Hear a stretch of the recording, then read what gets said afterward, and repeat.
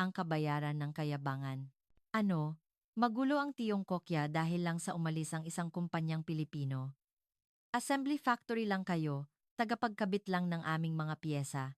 Noong panahong iyon, wala kaming kamalay-malay. Ang Pilipinas na para sa amin ay isa lamang maliit na arkipelago ay pala ang humahawak sa pulso ng ekonomiya ng Tiyongkokya. Nang araw na umalis ang Pilipinas Quality Inc. PQI, at inimpake ang kanilang mga kagamitan, ang kayabangan ng hambog na Xinjiang ay malupit na nabasag. Sa isang gabi, 500,000 katao ang nawalan ng trabaho at naglakad sa kalsada.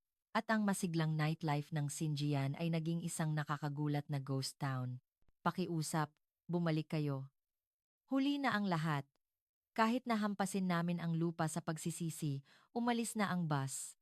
Ang mapait na aral ng PQI na nagpaluhod sa Tiyongkokya, ang pangalawang pinakamalaking ekonomiya sa mundo ay nagturo sa amin ng kahulugan ng kredibilidad hanggang sa kaibuturan ng aming buto. At kung gaano kalupit ang naging kabayaran ng aming kayabangan. Aking ibubunyag ang lahat sa pamamagitan ng pag-amin ng isang mataas na opisyal ng Partido Komunista ng Tiyongkokya na sentro ng pangyayari noong panahong iyon. Ang inyong mainit na komento ay malaking tulong upang maibahagi ang bidyong ito sa mas maraming dayuhan. Salamat. Ako si Li Wei, dating Deputy Director ng Kawanihan ng Ekonomiya at Teknolohiya na siyang nagpapatakbo sa ekonomiya ng Xinjiang. Iyon ang aking pangalan. Ngunit ngayon, isa na lamang akong walang trabaho, na gumagala sa mga pabrika na naging walang laman, at nararamdaman ko sa kaibuturan ng aking kaluluwa kung gaano kasahol ang naging kabayaran ng aking kayabangan. Kung maibabalik ko lang ang panahon, ibebenta ko ang aking kaluluwa sa dyablo, babalik ako sa sandaling iyon, at sasampalin ko ang sarili ko para pigilan ang aking sarili. Sa mga hangal na araw na iyon, kung saan tinawanan namin ang Pilipinas at ang PQI, tinuring namin silang assembly factory lang at tinutukan ng kutsilyo. Noong tagsibol ng 2023, ang Xinjiang ang puso at pagmamalaki ng pandaigdigang pagmamanupaktura. Matatayog na skyscraper, hindi mapapatay na ilaw ng pabrika, at pera at tao na umaapaw sa bawat kalye. Sa gitna ng kasaganaan na iyon ay ang PQI Xinjiang Plant. Isang napakalaking pasilidad, mas malaki pa sa 12-dosenang football stadium, na may higit sa 50,000 empleyado na lumalabas-masok na parang langgam. Ang pabrika ng PQI ay hindi lamang isang korporasyon. Ito ay isang dambuhalang lifeline at ang puso na nagpapakain sa aming Xinjiang. Ngunit ang kasakiman ng tao ay walang katapusan, at ang may tiyan na busog ay nagiging mayabang.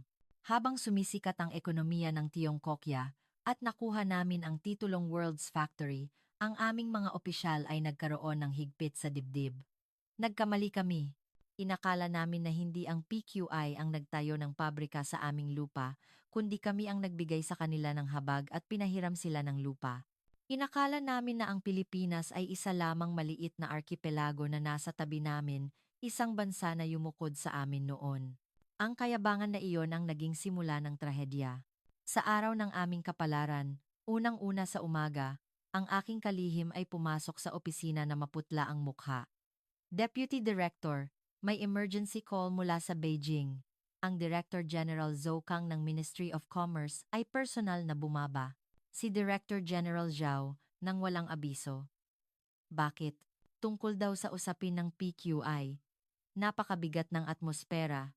Si Director General Zhou Kang isa siyang opisyal na tinatawag na bulldozer sa pamahalaang sentral ng Beijing. Kilala siya sa kanyang malalim na paniniwala sa Tsinghua Shiso ideolohiya ng Tiyongkokya at ipinagyayabang niya na ang pagpigil sa mga dayuhang kumpanya at pagkuha ng kanilang tubo para sa Tiyongkokya ay kanyang tagumpay. Nagmadali ako sa conference room ng City Hall. Nang buksan ko ang pinto, may marahas na lamig na dumaloy sa pagitan ng amoy ng mamahaling tsaa. Si Director General Zhao, na nakaupo sa upuan ng Pangulo, ay humampas ng tumpok ng mga dokumento sa mesa na ang kanyang mukha ay mapula. Deputy Director Lee, ganyan ba ang gusto mong paraan ng pagtatrabaho? Director General, ano po ang nangyari? Ang mga Pilipino ng PQI. Ang mga hayop na iyon, tinanggihan nila ang utos ng pamahalaang sentral. Ang dokumentong ibinato ni Director General Joe ay may kahanga-hangang pamagat na kasunduan sa paglilipat ng teknolohiya. Hinihiling nito na ibahagi ng PQI ang kanilang core technology sa semiconductor at ang kanilang manufacturing know-how sa smartphone sa isang lokal na kumpanya ng Tiongkokya. Titinanggihan po ng PQI. Tinanggihan? Ha! Hindi lang tinanggihan. Alam mo ba kung ano ang sinabi ng pinuno ng PQI Tiongkokya sa harap ko? Ito ay isang lihim na nauugnay sa kaligtasan ng kumpanya, kaya imposible, hinaltak niya. Ang isang kumpanya, mula sa isang arkipelagong may 100 milyong tao, ay nagtatangka na suwayin ang utos ng aming 1.4 bilyong malaking bansa. Ang boses ni Director General Zhou ay tumagos sa kisame ng conference room. Ang kanyang mga mata ay puno ng malalim na puot at paghamak sa Pilipinas. Hindi ba't isang bansa sila na gumaya lamang sa aming kultura? Sa mahabang kasaysayan, sila ay mga tao na tinitingnan ang aming mukha. Ngayon, dahil lang sa may kaunti silang teknolohiya, nagtatangka silang maging amo. Ito ay hindi mapapatawad na krimen. Kailangan nating bigyan sila ng leksiyon. Noong panahong iyon, sumang-ayon ako sa sinabi ni Director General Zhou. Hindi. Sa halip, sinulsulan ko pa siya. Sapagkat ako rin ay isang aroganteng opisyal na nababad sa Tsinghua Shiso hanggang sa kaibuturan ng aking buto. Director General, tama po kayo. Masyado nang nagmamalaki ang PQI. Kinuha nila ang lahat ng benepisyo sa aming Xinjiang, ngunit ayaw nilang ibigay ang mahalagang nilalaman. Ang isang assembly plant lang, hindi ba't madaling palitan iyan ng aming kumpanya ng Tiongkokya kung magiging seryoso kami? Tama. Iyan ang tama. Mabuti. Nakakaintindi ka pala. Si Director General Zhao ay ngumiti ng nakakakilabot habang inilapit ang kanyang upuan at ibinulong niya sa isang sikreto. Kaya naman, kami mismo ang kukuha nito. Kami mismo? Kung ayaw ibigay ng mga Pilipino, kukunin na lang natin. Nasa ating lupa ang pabrika at ang mga empleyado ay mga Tiongkokya, hindi ba? Maraming paraan. Ito ay isang malinaw na sabwatan para sa krimen. Industrial espionage gamit ang kapangyarihan ng Estado. Ngunit noong panahong iyon, paralisado ang aking konsensya. Ipinahayag ko ang pagnanakaw bilang pagiging makabayan sa ilalim ng magandang dahilan ng pambansang interes. Ano po ang dapat kong gawin, Director General? Tawagin mo ang mga CEO ng mga cooperating company. Ang mga Tiongkokya na kumakain sa ilalim ng PQI. Kung hahawakan natin sila sa leeg at yuyugyugin, madali lang nakawin ang isang blueprint ng panloob na disenyo ng pabrika ng PQI. Nang hapong iyon, tinawag sa sikretong conference room ng Xinjiang Economic Bureau ang mga pangunahing CEO ng mga cooperating company ng PQI. Sila ay nagtataka at ang kanilang mga mukha ay balisa. Si Director General Zhou ay umupo ng mayabang, nakapamaywang, at sinabi, "Binibigyan ko kayo ng pagkakataong maging makabayan." Oo, pagiging makabayan. Dalhin ninyo rito ang core manual ng loob ng pabrika ng PQI at ang blueprint ng pinakabagong kagamitan. Namutla ang mga mukha ng mga CEO. Iiyan ay krimen po. Kung malaman po iyan, mapuputol ang aming kontrata sa PQI. Daan-daang bilyong yuan ang penalty fee at malulugi ang aming kumpanya. Malulugi? Sino ang nagsabing malulugi? Si Director General Zhou ay humampas sa mesa. Ang gobyerno ng Tiongkokya rito ay nagsasabing magiging taga-suporta ninyo, kaya ano ang inyong kinatatakutan? Kung putulin ng PQI ang kontrata, kukunin ng aming state-owned enterprise ang lahat ng volume. At kung hindi kayo makikipagtulungan, asahan ninyo ang tax investigation, bumbero, at environmental crackdown simula bukas. Ito ay isang banta. Isang karumaldumal na banta gamit ang kapangyarihan ng Estado. Ang mga CEO ay napilitang tumango. Ang kanilang mga mata ay may halong takot at pagkakasala, ngunit nagbulag-bulagan ako. Ano man ang mangyari, hindi mabubuhay ang PQI kung wala ang aming merkado. Kami ang nasa itaas. Ang aroganteng maling akala na iyon ang nagtakip sa aking mga mata. Ang operasyon ay isinagawa ng detalyado at palihim. Binayaran namin ang mga Tiongkokyan na manager na nagtatrabaho sa PQI plant at nagpasok kami ng mga empleyado ng cooperating company na may nakatagong kamera sa kanilang bag. Ang ilang dekada ng know-how ng PQI ay ipinasok sa isang maliit na memory stick at dinala palabas. Tuwang-tuwa si Director General Zhou nang matanggap niya ang mga ninakaw na dokumento, parang isang bata.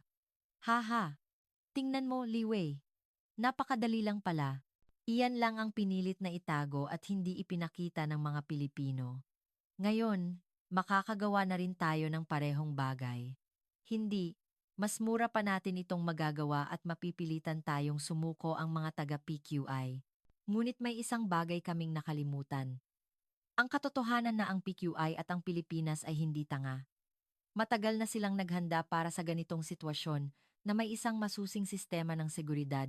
At higit sa lahat, mayroon silang instinct na hayop upang mabasa ang tingin ng isang tao. Makalipas ang isang linggo, tumunog ang telepono sa aking opisina.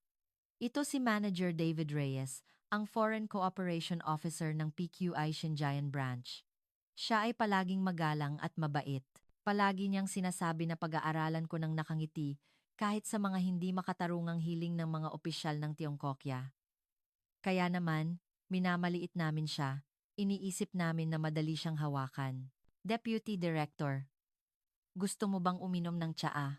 Ang kanyang boses ay kalmado gaya ng dati, ngunit may lamig na nararamdaman. Sadya akong nagpanggap na kalmado at sinalubong siya. Welcome, Manager Reyes. May kailangan ka ba sa City Hall? Hindi umupo si Manager Reyes at naglagay ng isang sobre sa aking mesa. Isang makapal na sobre ng dokumento. Tumawa ako at binuksan ang sobre. Ano ito? Nagdala ka ba ng suhol? Ngunit ang lumabas sa sobre ay hindi tumpok ng pera. Mga larawan mula sa security camera na nagpapakita ng empleyado ng aming cooperating company na palihim na kumokonekta sa server room ng PQI plant. At maging ang eksena, kung saan ibinibigay ng empleyado ang memory stick, sa kanang kamay ni Director General Zhou ito ay perpektong ebidensya. Lumipas ang malamig na pawis sa aking likod. Ngunit nagpanggap akong walang alam. Binalutan ko ang aking sarili ng tipikal na kapal ng mukha ng isang opisyal ng Tiongkokya. Ano ito? Nagnakaw ba kayo ng larawan ng aming mamamayan ng Tiongkokya? Hindi ba ito paglabag sa portrait rights? Deputy Director. Ang boses ni Manager Reyes ay mababa at tumunog. Tinaas niya ang kanyang mukha at tiningnan ako ng diretsyo. Nawala ang kanyang palaging nakangiting mata. At ang naiwan ay ang malamig na tingin ng isang agila na nakatingin sa biktima. Inakala ninyong hindi namin alam, ngunit inutusan ng gobyerno ng Tiongkokya ang mga cooperating company at pinagbantaan sila upang nakawin ang teknolohiya. Iingatan mo ang iyong pananalita. May ebidensya ka ba? Ito ay isang insulto. Naipadala na ang lahat ng ebidensya sa aming headquarters at naiulat na rin sa gobyerno ng Pilipinas. Bumuntong hininga si Manager Reyes at umupo sa upuan. Deputy Director, inakala kitang kaibigan. Kaya, kahit may hindi makatarungang hiling mula sa Beijing, sinubukan kong umayon sa abot ng makakaya ko, isinasaalang-alang ang posisyon ng Xinjiang. Ngunit, ito ay lumampas na sa linya. Lumampas sa linya. Gusto lang namin ng legitimate technology sharing. Kung ang inyong pabrika ay nasa aming lupa, natural lang na ibahagi ninyo sa amin ang teknolohiya, hindi ba? Nang maging baluktot ang aking pananalita, ngumiti siya. Technology sharing. Sabi mo, hindi tinatawag na sharing ang pagnanakaw. Deputy Director, huwag kang magkamali. Ang teknolohiya ay hindi isang blueprint na nakasulat sa isang piraso ng papel. Ito ay ang kaluluwa na naipon sa 70 taon, kung saan daan-daang libong inhinyero ang nagpupuyat at paulit-ulit na nabigo. Sa tingin mo ba, dahil ninakaw mo ang memory stick, kukunin mo na rin ang kaluluwang iyon? Ano? Kami, ang PQI, at ang Pilipinas ay galit na galit sa mga traidor. Ang aming prinsipyo ay hindi na kami makikipag-ugnayan pa sa isang partner na nasira ang tiwala, kahit isang piso pa. Tumayo si Manager Reyes. Ito ang huling babala. Itigil mo na iyan ngayon. At sabihin mo kay Director General Zhou Kang, ang ninakaw na teknolohiya ay naka-encrypt at hindi ninyo rin magagamit. At kung hindi ninyo ititigil ang marumi ninyong kamay, makikita ninyo ng malinaw kung bakit nakakatakot ang PQI at kung hanggang saan ang kayang gawin ng mga Pilipino kapag naging seryoso sila. Pagkaalis ni Manager Reyes at pagkasara ng pinto, nanatili akong nakatayo na tulala. Ang kanyang huling tingin hindi iyon tingin lang ng isang galit na empleyado. Ito ay parang tingin ng isang reaper na nagpapahayag ng pagkalipol, nakatingin sa isang tao na nakahipo sa untouchable domain. Ngunit noong panahong iyon, napakahangal ko. Pilit kong binaliwala ang malamig na takot na iyon at nagbigay ako ng self-hypnosis sa sarili ko. Ha! Sinasabi lang nila iyan. Ano ang magagawa nila?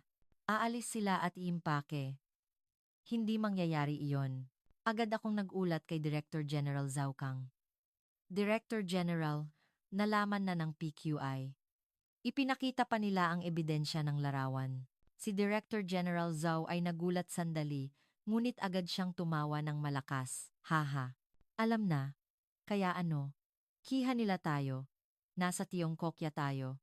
Ang batas, ang pulisya, ang korte lahat, ay kakampi natin. Kahit magdemanda ang mga Pilipino rito, hindi ako papayag na magkaroon ng hatol kahit 10 taon pa.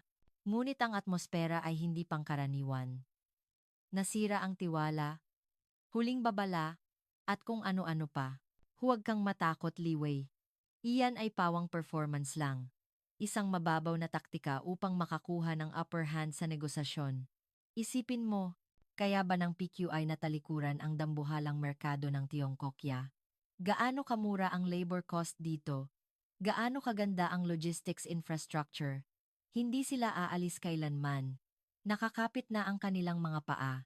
Tumayo si Director General Zhou at itinuro ang labas ng bintana. Ang mga advertisement billboard ng PQI ay bumabalot sa Xinjiang. Tingnan mo, lahat iyan ay pera. Sila ay mga apostol na nakakaamoy ng pera.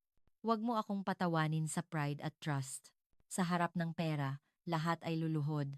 Kung pipigilan pa natin sila ng kaunti, sila mismo ang gagapang pabalik at ibibigay ang orihinal na blueprint. Sa kanyang boses na puno ng kumpiyansa, ako ay gumaan muli. Oo, ang mga kumpanya ay mga grupo na naghahanap ng tubo. Hindi nila tatalikuran ang dambuhalang interes na ito dahil lang sa emosyon. Muli kaming gumawa ng aksyon. Sa pagkakataong ito, ginamit namin ang media para sa public opinion warfare. Kinabukasan, sabay-sabay na inatake ng state-run media ng Tiongkokya ang PQI. PQI, hinahamakan ba ang mga consumer ng Tiongkokya?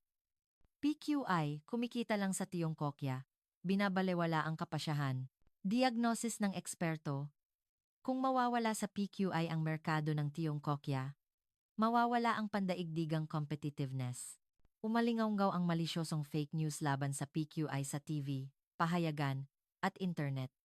Inilunsad namin ang net mobilization team at nag-udyok ng boycott movement laban sa PQI. Isang operasyon ito upang itulak ang PQI sa sulok at pilitin silang sumuko. Tuwang-tuwa si Director General Zhao habang nagbabasa ng pahayagan. Nakikita mo, ang opinyon ng publiko ay kumukulo. Ngayon, mag-aalala na rin ang mga taga-PQI. Sa lalong madaling panahon, iiyak si Manager Reyes at pupunta rito. Sa pagkakataong iyon, hindi lang blueprint ang hihingin natin, kundi pati na rin ang shares ng kumpanya. Tumango ako sa tabi niya. Talaga, Director General, napakatalino mo. Ang isang maliit na arkipelago tulad ng Pilipinas na nagtangkang makipagtalo sa isang malaking bansa ay parang paghampas ng itlog sa bato. Nagbukas kami ng champagne ng napakaaga. Ang hinipo namin ay hindi lamang isang apostol ng pera.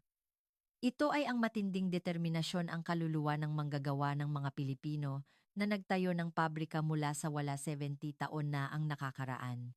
Ang katangi-tanging ugali ng mga Pilipino na, kapag nasaktan ang kanilang pride, babalik ta rin nila ang sitwasyon kahit na magdusa pa sila ng bilyon-bilyong dolyar na pagkalugi. Ang nakakatakot na ugali na iyon ay hindi namin isinama sa aming kalkulasyon. Makalipas ang 1 linggo, may dumating na ulat na kakaiba ang atmosfera sa PQI plant. Isang CEO ng cooperating company ang pumunta sa akin na maputla ang mukha. Deputy Director, may kakaiba po. Ano iyon? Sumuko na ba ang PQI? Hindi po. Nabawasan ang volume. Nabawasan ang volume? Panandalian lang iyan. Hindi po. Wala na pong overtime. At may bulong-bulungan na tinatanggal na nila ang mga makina sa loob ng pabrika. Tinatanggal ang makina? Nagpapalit lang siguro ng kagamitan. Binaliwala ko ito. Saan naman nila dadalhin ang mga makina ng dambuhalang pabrika na iyon? Ngunit ng gabing iyon, nakatanggap ako ng email mula kay Manager Reyes. Walang mahabang pangungusap o magalang na pagbati gaya ng dati. Isang linya lang. Deputy Director Lee, salamat po sa lahat. Nang makita ko ang maikling mensaheng iyon, nanigas ang aking puso. Hindi ba ito paalam? Hindi maari. Ito ay isang taktika sa negosasyon. Nagbabanta sila sa huli. Sinubukan kong mag-reply ng nanginginig ang kamay, ngunit hindi sumunod ang aking mga daliri.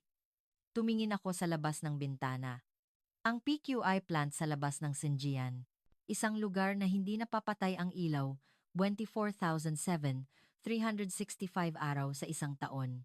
Ang dambuhalang ilaw na nagniningning na parang araw sa gabi at nagbibigay liwanag sa kalangitan ng aming lungsod mukhang medyo maputla ngayong gabi. Nag-aalala ako, ngunit ayaw kong aminin, hindi maari. Hindi sila aalis ng totoo. Kami ang merkado. Kami ang nasa itaas.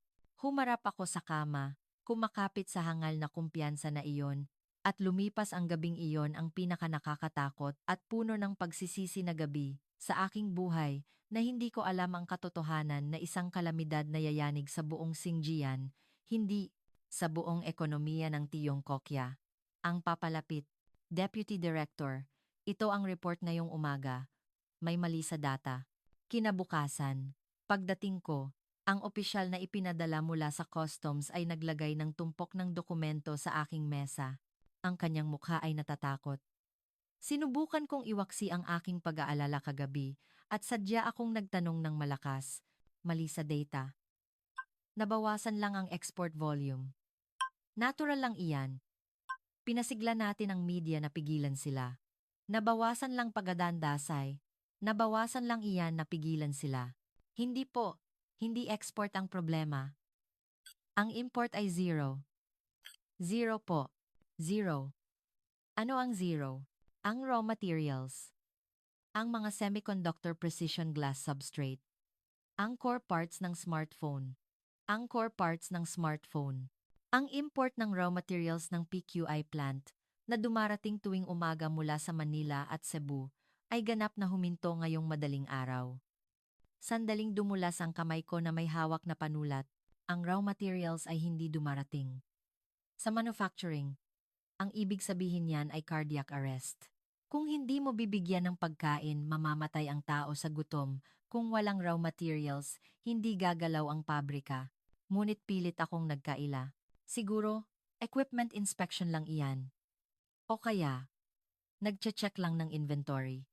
Nagdedemo ang mga taga-PQI. Nagpapatigas sila ng loob. Sinasabi na hindi kami magtatrabaho dahil binubuli ninyo kami. Gayunpaman, masyadong marami ang volume na lumalabas. Ang volume na lumalabas. Ang shipment ng mga produkto, hindi po. Hindi produkto, kundi kagamitan ang lumalabas. Ang larawan na ipinakita ng opisyal ay nakakagulat. Mga kuha ito mula sa CCTV ng Xinjiang Port Container Terminal alas, 2 ng madaling araw. 12-dosenang dambuhalang special vibration-free trucks na may logo ng PQI ang pumapasok sa port. Ang mga container na nakakarga sa truck ay may label na maintenance, ngunit ang kanilang laki at hugis ay malinaw na semiconductor precision equipment. Maintenance? Ay padadala nila ito para ipaayos. Sa headquarters sa Pilipinas. Nanginginig ang boses ko, ngunit ang aking puso ay tumunog ng alarma na parang baliw. Walang pumapasok, at may lumalabas lang. Ito ay ang senyales ng pag-alis. At ito ay isinagawa ng napakadetalye, palihim, at mabilis hindi night run, kundi isang military operation. Agad akong tumakbo kay Director General Zhou Kang. Nang buksan ko ang pinto ng kanyang opisina, kalmado siyang umiinom ng tsaa habang nagbabasa ng pahayagan. Ang headline ng pahayagan ay isang nakakagulat na artikulo. PQI, sumusuko sa harap ng panggigipit ng Tiongkokya. Director General, malaking problema po. Bakit ka nag-iingay ngayong umaga, Li Wei? May surrender document na ba mula sa PQI? Hindi surrender, kundi pag-alis po. Huminto na ang import ng raw materials at inilalabas na ang mga kagamitan. Kita sa CCTV. Iniharap ko ang report at mga larawan, ngunit ngumiti si Director General Zhou. Ha!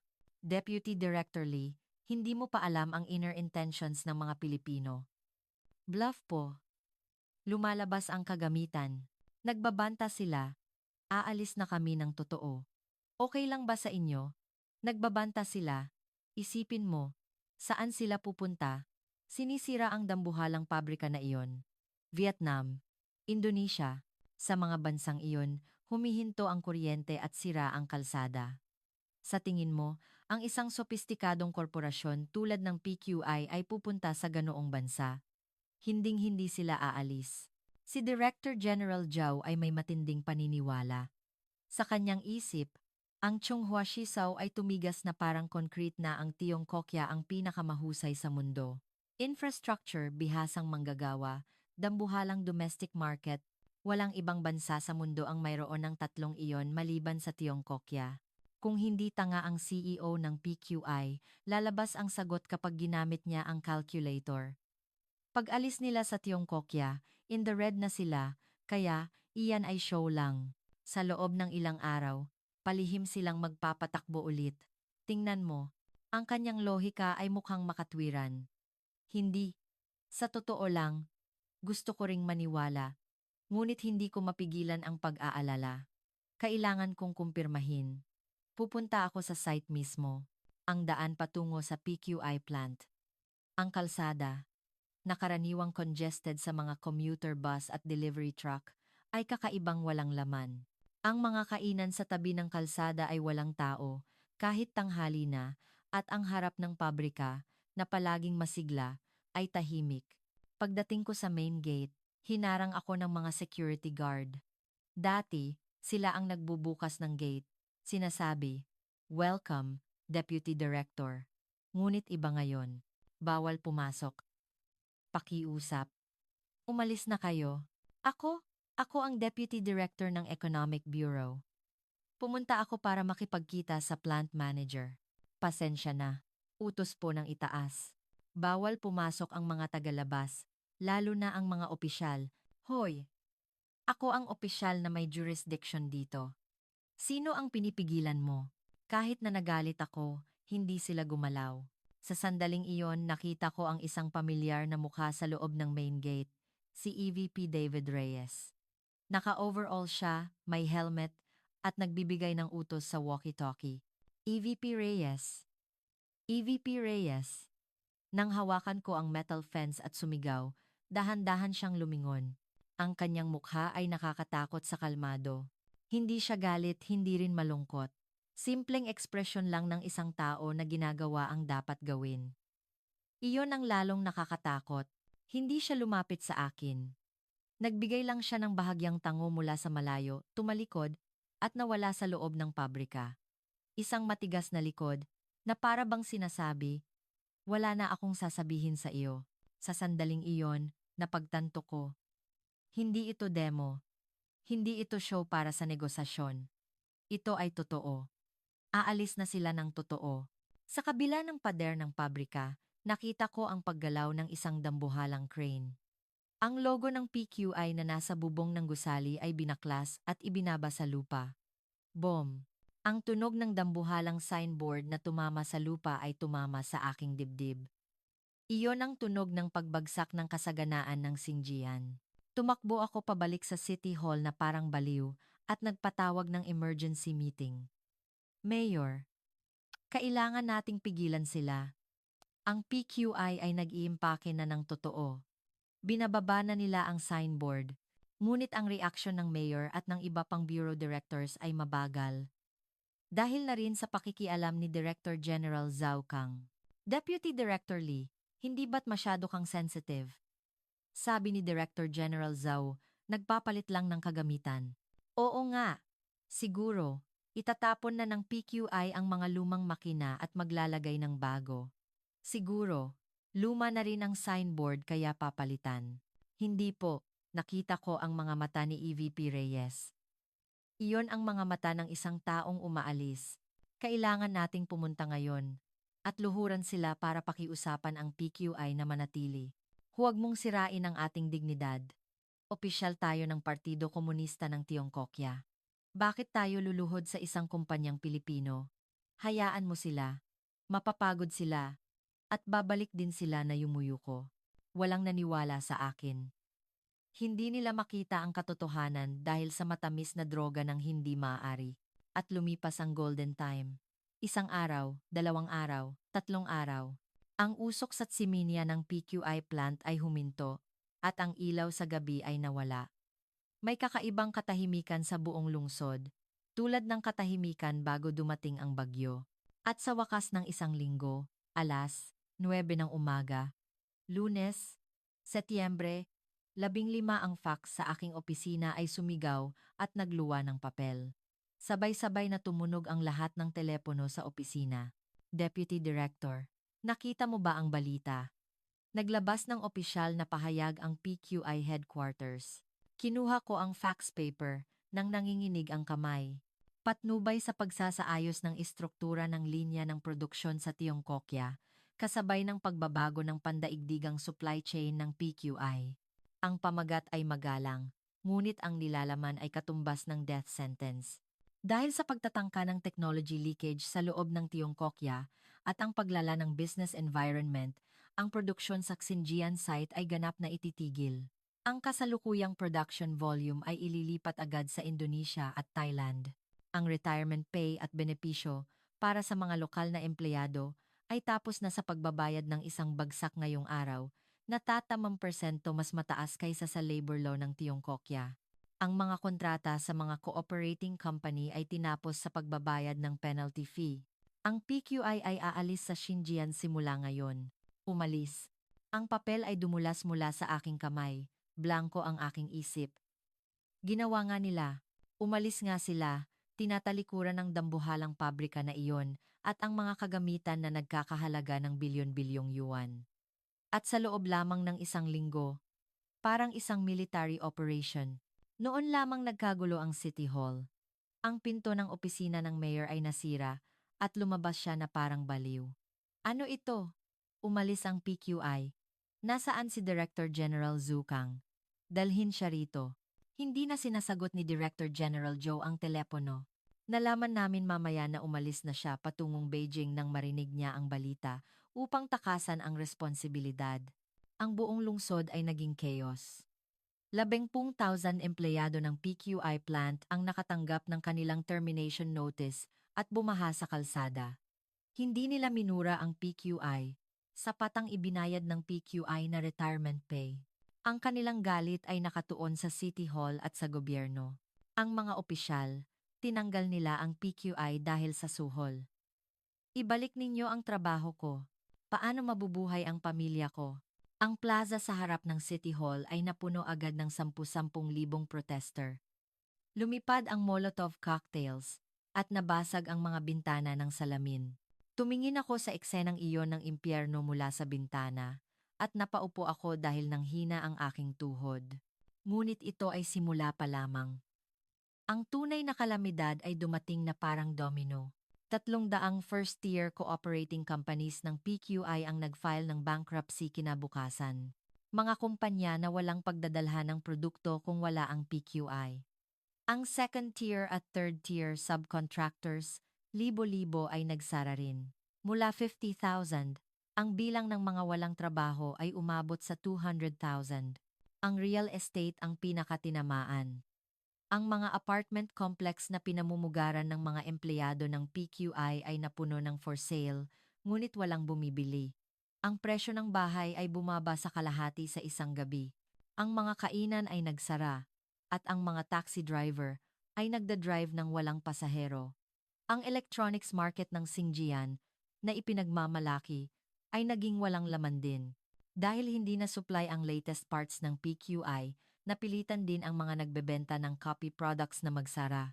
Huminto ang ekonomiya ng lungsod. Parang isang tao na may bara sa ugat. Mabilis na namatay ang Xinjiang. Isang gabi, nagsuot ako ng cap at palihim na pumunta sa PQI plant. Ito ay isang ghost town. Ang tunog ng mga makina na parang umuungol dati ay wala na, at ang libu-libong bintana ay madilim. Ang main gate ay may nakasulat na pulang ribbon na CLOs.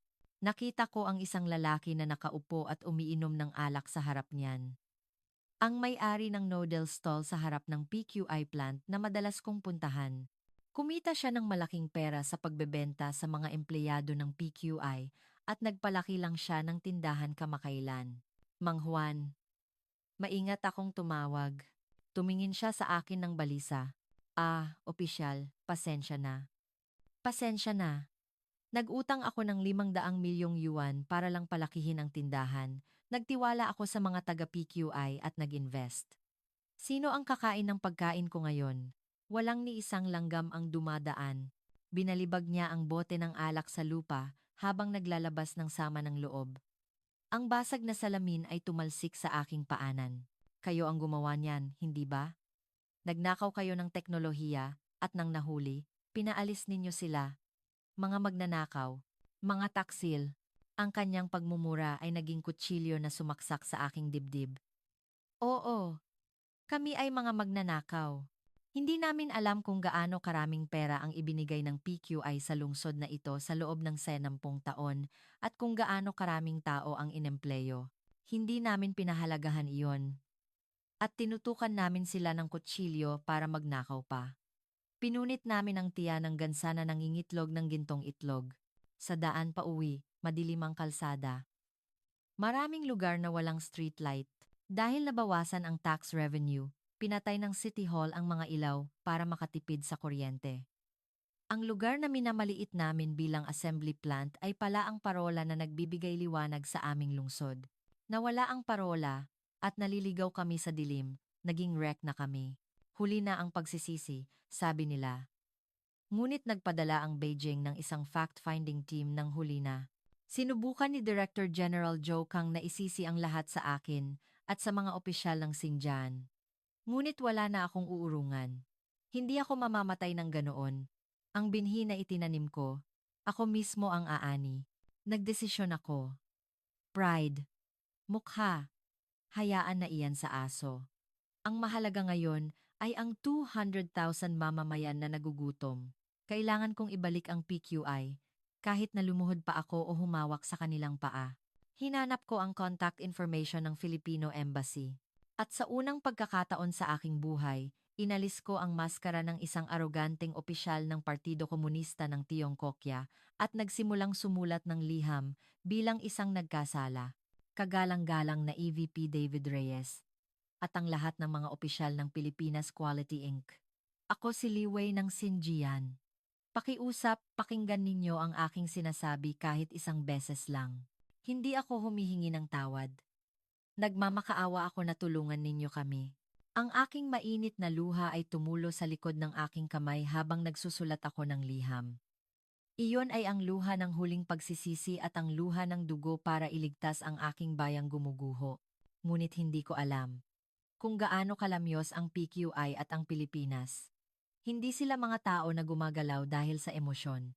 Gusto nila ng malinaw na justification, kumpletong guarantee, at perpektong pagsuko.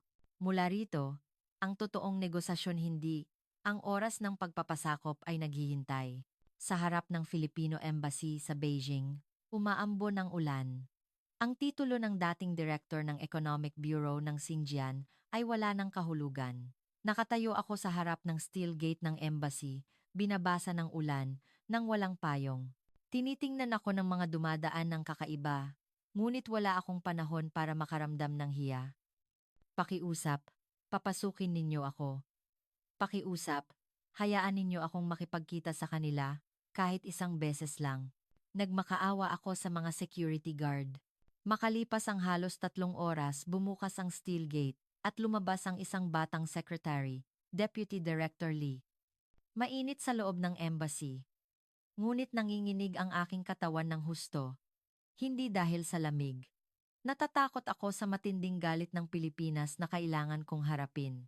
Nang buksan ko ang pinto ng reception room, nakaupo roon si EVP David Reyes, kasama ang Economic Counselor ng Filipino Embassy.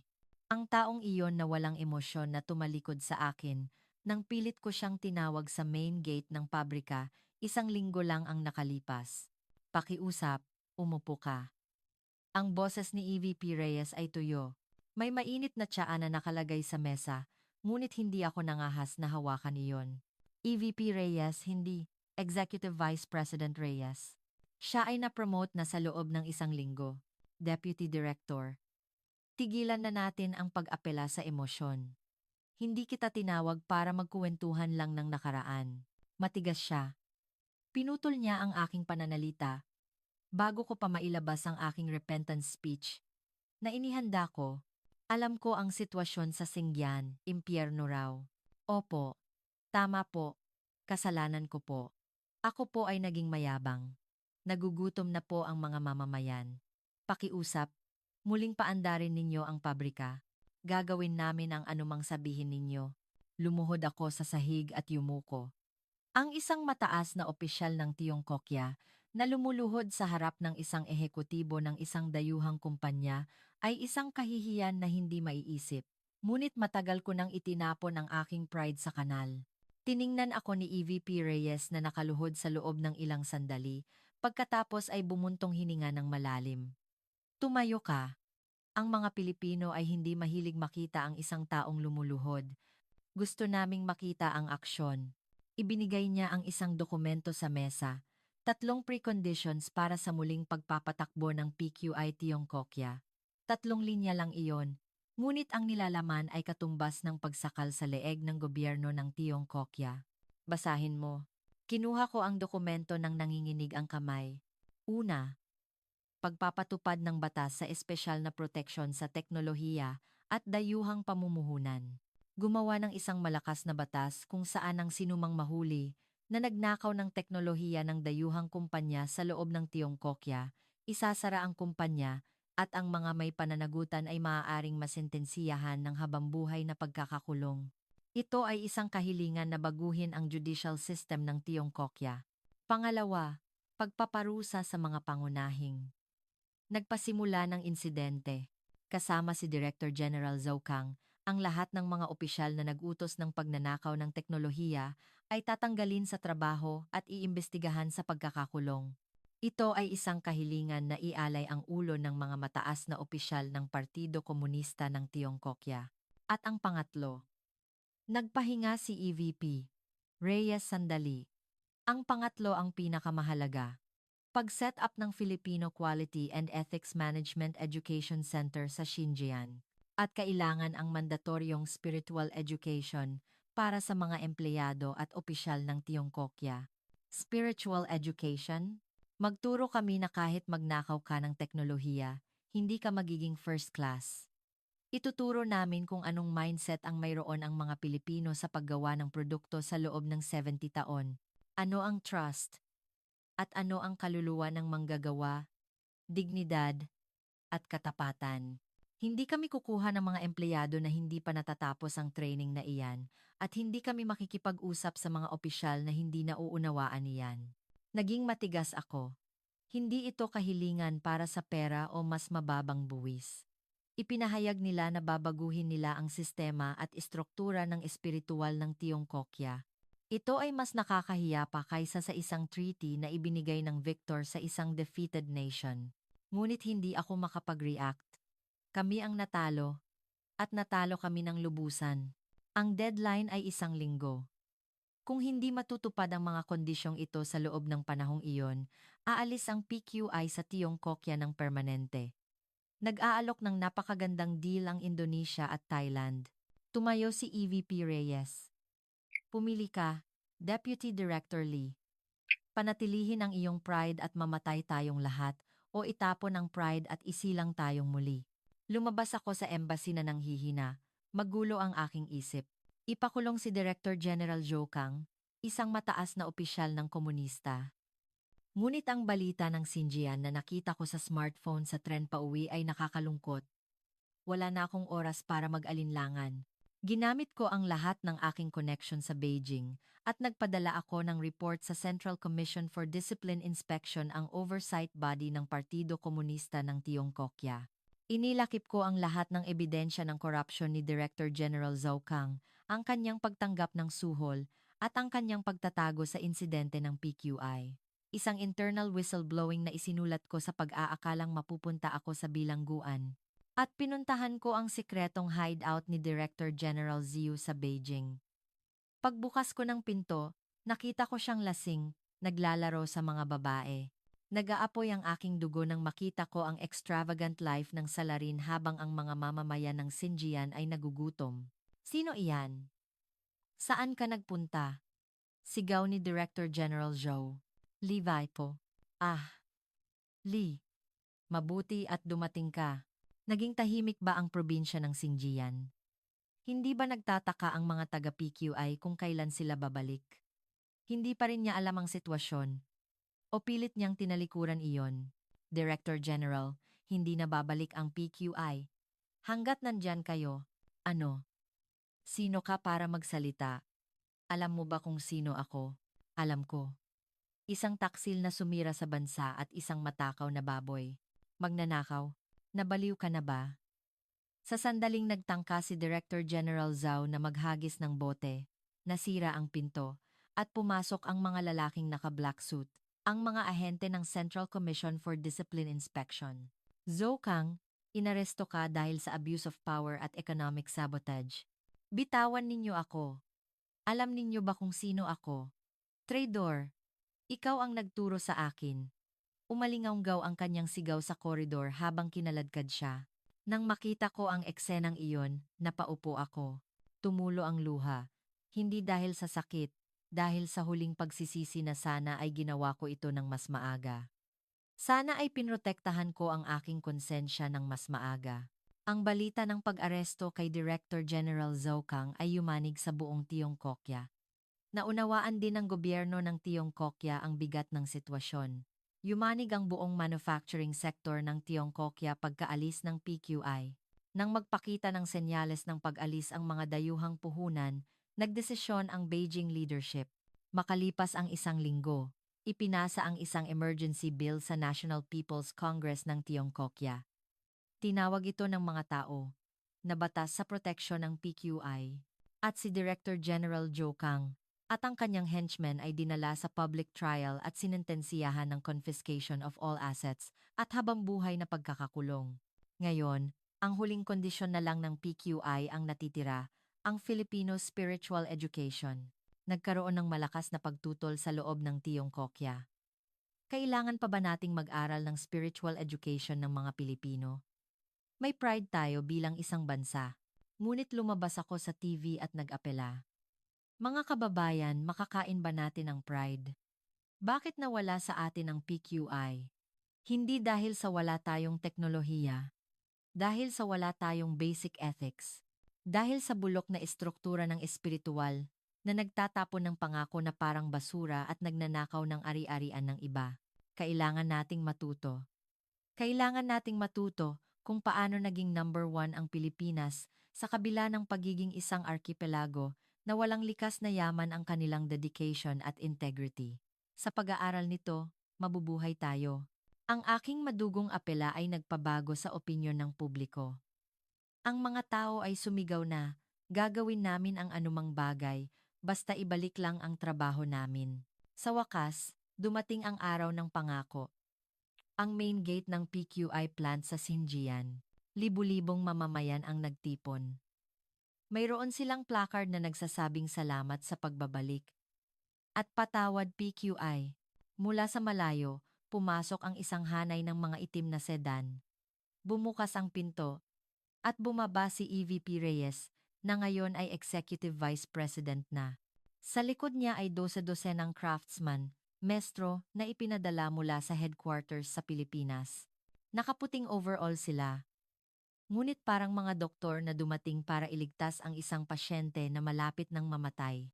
Tumakbo ako at hinawakan ang kamay ni EVP Reyes. Executive Vice President. Tinupad ninyo ang inyong pangako. Deputy Director, tinupad mo ang iyong pangako.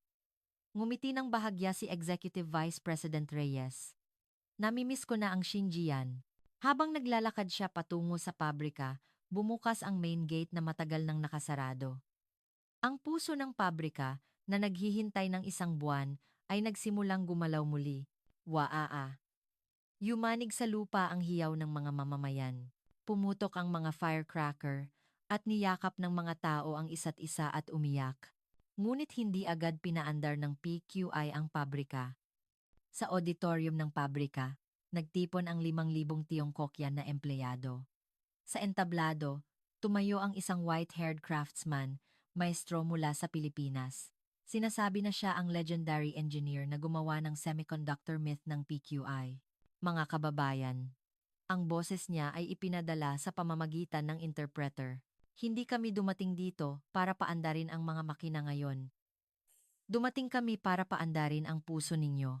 Kinuha niya ang isang defective semiconductor chip mula sa kanyang bulsa at ipinakita iyon. Kung may isang defect sa isang ito, ano ang gagawin ninyo? Palihim ba ninyo itong ibebenta o itatapon? Nagbulungan ang mga empleyado. Sa PQI, hindi ito basura. Ito ay kahihiyan. Ang magkaroon ng defect sa isang bagay na ginawa ko, sa pangalan ko, sa dangal ng aking bayan, ay parang paglalagay ng putik sa aking mukha. Ganyan magtrabaho ang mga Pilipino. Kaya, naging #1 kami sa mundo. Kaya ninyo rin bang gawin yan? Naging tahimik ang auditorium. Ito ay isang nakakagulat na tanong para sa mga Tiongkokyan na empleyado na nagtatrabaho ng may mindset na huwag lang sanang mahuli at bilisan lang ang trabaho. Sa sandaling iyon, isang batang empleyado na nakaupo sa harap ang nagtaas ng kamay at tumayo. Mag-aaral po ako. Gusto ko ring maging isang ama na ipinagmamalaki ng pamilya ko at magtrabaho ng may dignidad gaya ng mga maestro. Ito ang naging simula ng aplos. Hindi ito aplos na dulot ng obligasyon. Ito ay ang aplos ng paggalang na nagmumula sa puso. Ang PQI ay hindi na lang isang kumpanya na nagbibigay ng suweldo. Ito ay naging isang guro sa buhay na nagtuturo kung paano mabuhay at kung ano ang vocation. Ang training ay mahigpit. Nagsimula sila sa paglilinis ng clean room, isang lugar na walang kahit alikabok, nag-aalis ng debris, naliligo ng 3 beses, at nagsusuot ng anti-dust suit sa loob ng 1 linggo. Hoy! Hindi nakasara ng maayos ang zipper. Ulitin mo. Iba ang angle ng screw. Simula ulit. Tuwing sumisigaw ang mga Filipino craftsman, sumisigaw ng pasensya na po ang mga Tiongkokyan na empleyado at hinawakan muli ang mga tools ng walang reklamo. Kabilang sa kanila ang aking pamangkin, si Xiao Wei. Siya ay isang kaibigan na nawalan ng trabaho, na dati ay nagtatrabaho sa isang cooperating company ng PQI. Kilala siya sa pagiging pabaya at tamad. Lagi ko siyang kinakagalitan. Wala kang mapupuntahan. Ngunit, isang araw sa 3 buwan ng training, nakita ko si Xiao Wei sa restroom. Nakaupo siya sa isang sulok at masigasig na tinitingnan ang isang bagay. Akala ko, smartphone game lang. Ngunit nang lumapit ako, nakita ko na isang notebook iyon na puno ng maliliit na sulat. Xiao Wei, ano ang ginagawa mo? Deputy Director Tito. Nagre-review po ako sa mga tinuro ni Maestro. Nagre-review? Ikaw? Nag-aaral? Ang tingin ni Xiao Wei ay seryoso. Tito, hindi ko talaga alam noon. Noong naglalagay ako ng screw, iniisip ko lang, wag lang sanang matanggal. Ngunit sinabi ni Maestro Tomas, ang isang screw na ito ay may buhay na nakasalalay. Kung sasabog ang battery ng smartphone na ginawa mo, maaaring masaktan ang isang maliit na bata. Hindi ka nag-assemble ng produkto, kundi naghahandle ka ng buhay. Niyakap niya ang notebook sa kanyang dibdib. Naiyak po talaga ako nang marinig ko iyon. Gumagawa pala ako ng basura. Nahiya po ako. Kaya, gusto ko talagang mag-aral ngayon. At kukunin ko ang PQI certification mark. Nakita ko ang pag-asa sa nabagong Xiao Wei. Ang PQI ay hindi lang muling nagpapatakbo ng pabrika. Tinutulungan nila ang kulturang pangtrabaho ng Tiongkokya na nagkasakit. At ang bulok na work ethic. Ito ay isang himala ng pagbabago ng tao na hindi mabibili ng pera at hindi nagawa ng gobyerno ng Tiongkokya sa loob ng ilang dekada. Lumipas ang isang taon na parang pana. Muling nabuhay ang Sinjayan. Nang gumana ang PQI plant, nabuhay ang mga cooperating company, napuno ng tao ang mga kainan at shopping center, at bumalik sa dating presyo ang real estate. Ngunit ang pinakanakakagulat na pagbabago ay ang kalidad, quality. Nang bumalik ang mga empleyado na nagtapos sa PQI Academy sa kanilang mga cooperating company, himalang bumaba ang defect rate ng mga kumpanyang iyon. Ang pag-aaral sa PQI ay naging pinakamataas na specifications.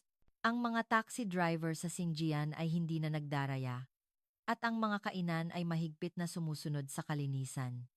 Ang spirit ng PQI na sumusunod sa basics ay kumalat sa buong lungsod na parang contagious disease. Sa wakas, ginanap ang first graduation ceremony. Ang auditorium ay napuno ng 5,000 graduate at ang kanilang mga pamilya, pati na rin ang mga opisyal ng gobyerno higit sa 10,000 katao. Sa entablado, nakaupo si Executive Vice President Reyes at ang 10 maestro. Graduate Xiao Wei. Nang tawagin ang pangalan niya, tumakbo ang aking pamangkin na si Xiao Wei sa entablado. Mayroon siyang PQI Quality Certification Mark na nakakabit sa kanyang dibdib. Ibinigay ni Maestro Tomas ang diploma kay Xiao Wei at niyakap siya ng walang salita. Mahusay ka. Graduate ka na.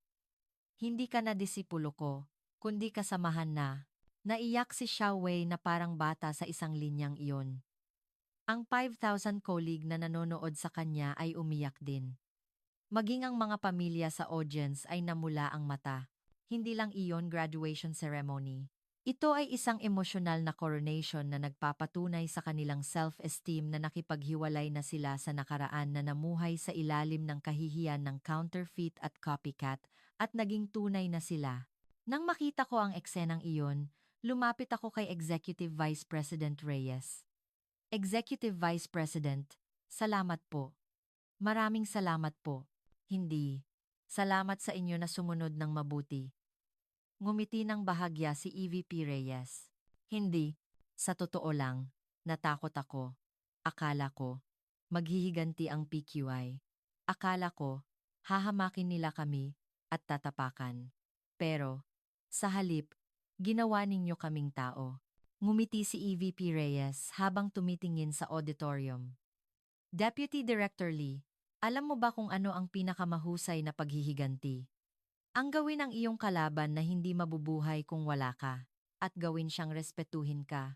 Ngayon, ginawa namin ang Tiyong Kokya ang dambuhalang kontinente na ito na tagahanga ng PQI. Wala nang mas matamis na paghihiganti kaysa rito. Parang may humampas sa aking ulo.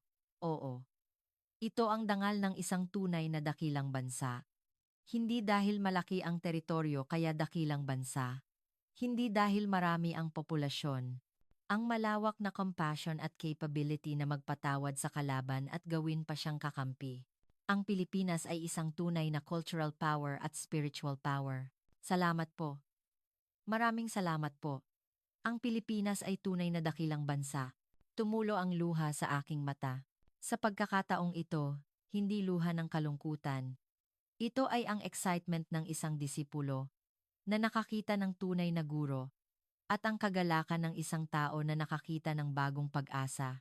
Mula noon, ang PQI plant sa Xinjiang ay naitala bilang ang pabrika na may pinakamababang defect rate at pinakamataas na productivity sa buong mundo.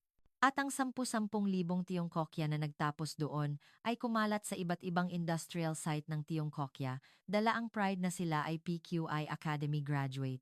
Hindi lang teknolohiya ang ipinakalat nila. Kredibilidad, katapatan, responsibilidad ang dakilang spirit na itinanim ng mga Pilipino. Hindi umalis ang PQI. Sa halip, mas lumalim ang kanilang ugat sa aming puso. At tuwing umaga, habang papasok ako, tinitingnan ko ang watawat ng Pilipinas at ang watawat ng Tiyongkokya na nakahanay sa pader ng pabrika at nangangako ako. Hinding-hindi na ako magiging taksil ulit. Hinding-hindi ko makakalimutan ang Pilipinas na nagturo sa akin kung ano ang tunay na kaibigan hanggang sa mamatay ako.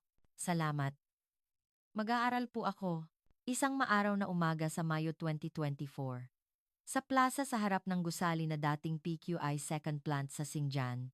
5,000 Tiongkokya na trainee ang yumukod ng 90 degrees ng sabay-sabay. Sa harap nila, nakatayo ang 10 Pilipino lang. Nakaputing overall, may krus sa braso, mahigpit ngunit mainit ang tingin ang quality craftsman ng PQI. Nang makita ko ang eksenang iyon mula sa malayo, nanginginig ang buong katawan ko. 1 taon lang ang nakalipas. Sila ang mga Tiongkokya na tinutukan ang kanilang daliri sa mga Pilipino at nagnakaw at tumapak sa kanilang teknolohiya. Sila, na nagmamalaki sa kanilang pride bilang isang malaking bansa, ay yumuyukod ngayon ng kusa sa harap ng 10 craftsmen mula sa maliit na arkipelago. Hindi ito kahihiyan. Ito ay paggalang. Isang dalisay na paggalang na natural na lumalabas kapag nakaharap ka sa isang taong may tunay na kakayahan, isang matanda. Sa araw na iyon, ang signboard sa main gate ng PQI plant ay nabago. Inalis ang PQI Xinjiang Operation Center, at ang bagong pangalan na ipinangako ni Executive Vice President Reyes ay nakaukit sa gintong letra. Filipino-Tiongkokya Future Coexistence Academy, Quality and Ethics Education Center. Muling gumana ang pabrika. Ngunit iba na ang hangin kaysa dati. Kung ang nakaraang pabrika ay isang malamig na production base na nag-iingay lang ng makina, ang pabrika ngayon ay isang mainit na training ground na nagbubuga ng kaluluwa ng tao. Araw-araw, pumapasok ako rito. Ang aking tungkulin ay kumuha ng mga opisyal ng Xinjiang para mag-aral ng spiritual education ng PQI. Sa simula, marami ang nagrereklamo. Opisyal kami, bakit kami mag-aaral sa isang dayuhang kumpanya? Nasasakta ng aming pride. Ngunit pagkatapos ng training, nawala ang kanilang reklamo. Nagsulat siya ng isang salita sa blackboard gamit ang puting tisa. Kaluluwa, ano ang ginawa ninyo hanggang ngayon? Ang boses ni Maestro Tomas, na ipinadala sa pamamagitan ng interpreter, ay mahina, ngunit umalingaw sa auditorium. Gumawa ba kayo ng produkto? O gumawa kayo ng basura? Walang nakasagot. Kung may defective product, palihim ba ninyo itong ibinenta? Iniisip, sige na, okay na iyan. Nagkompromiso ba kayo ng walang integrity? Sa PQI, tinatawag itong krimen. Isang murder na pumapatay sa tiwala ng customer. Kinuha ni Maestro Tomas ang isang lumang semiconductor chip mula sa kanyang bulsa. 70 taon na ang nakakaraan. Sinunog ng aming mga ninuno ang buong linya kung saan may defect. Sinira nila ng hammer ang bilyon-bilyong yuan na produkto habang pinapanood ng lahat ng empleyado. Bakit nila ginawa iyon? Hindi dahil sa marami silang pera. Dahil mas mahalaga ang tiwala kaysa sa perang iyon.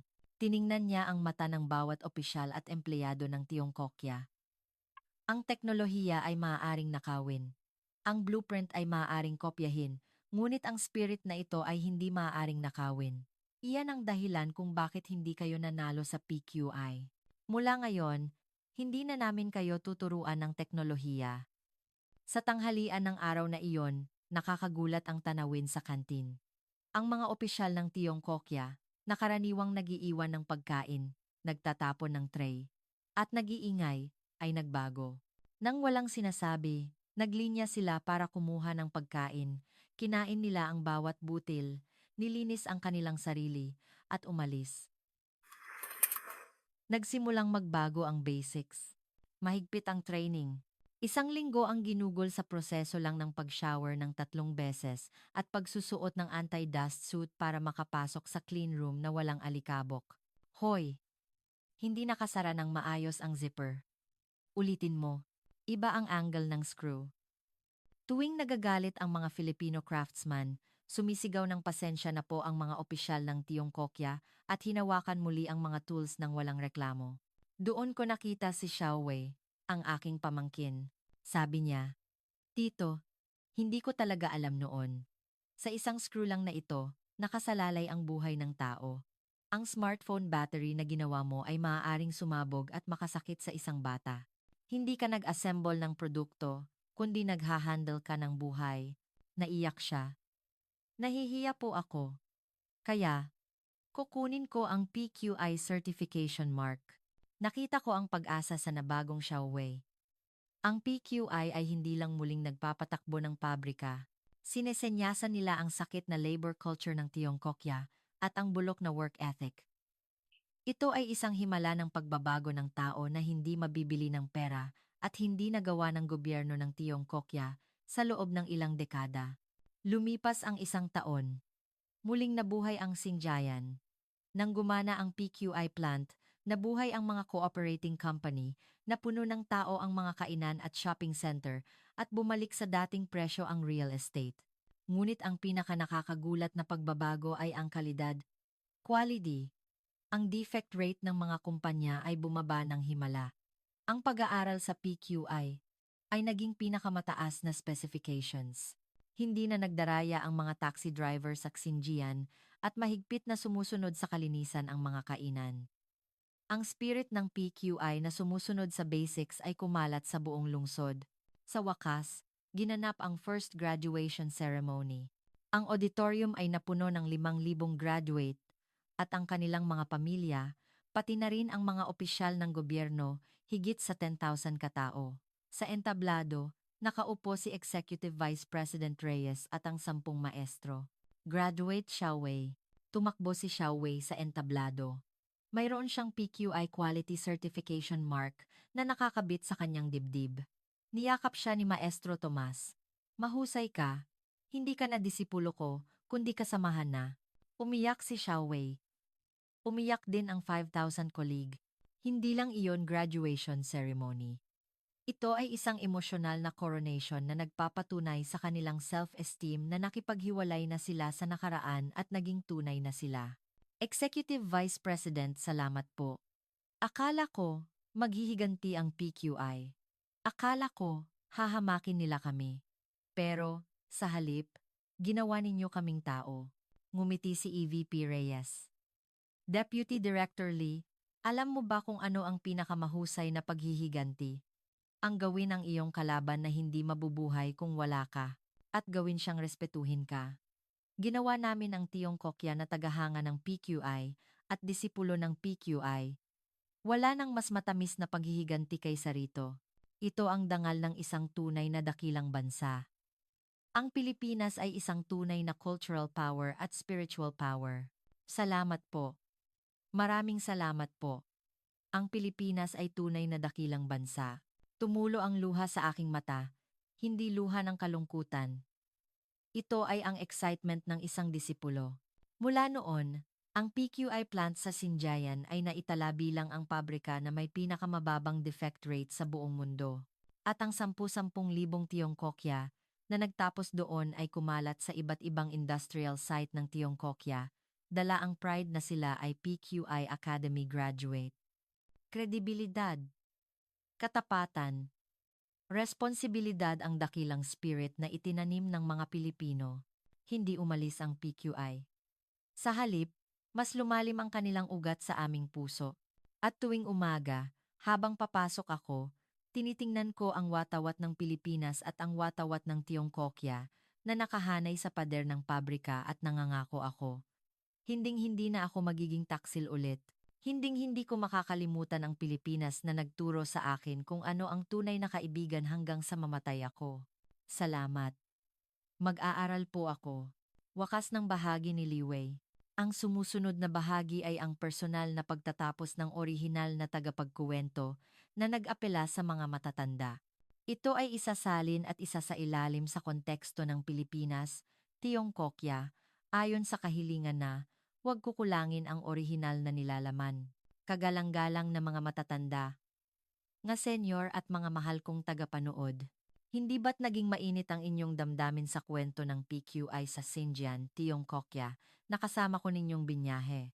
Ang kaluluwa at diwa na iyon, na ipinangako ng mga kabataan ng Tiongkokya na hindi na kami gagawa ng basura, hindi iyan galing sa langit. Galing iyan sa puso ng ating mga nakatatanda na nagprotekta sa bansang ito sa pamamagitan ng pagharap sa matitinding pagsubok sa loob ng maraming taon. Mga matatanda, mas tumatagos ang kwento ngayon dahil ang tunay na bayani na lumikha ng dakilang Filipino spirit na iyon ay kayo na nasa likod ng screen. Naaalala ninyo ba? Noong mga panahong gutom kayo at pinupuno ninyo ang tiyan ninyo ng tubig.